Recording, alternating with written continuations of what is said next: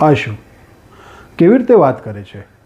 એક નવા એમ્પ્લોય સાથે આવી રીતે વાત કરવી એ શું આપણી ઓર્ગેનાઇઝેશનનું કલ્ચર છે?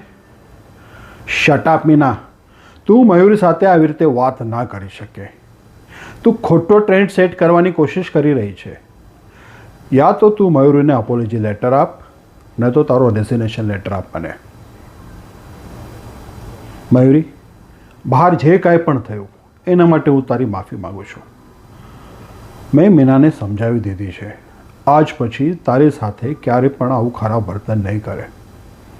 અને તને જો કોઈ વાંધો ના હોય તો હું તને કંઈક આપવા માગું છું. આમાં થોડાક પૈસા છે જે તને હું માફી રૂપે આપવા માગું છું. હા ઠીક છે, તારે આ પૈસા માફી રીતે નથી લેવા તો કાંઈ વાંધો નહીં.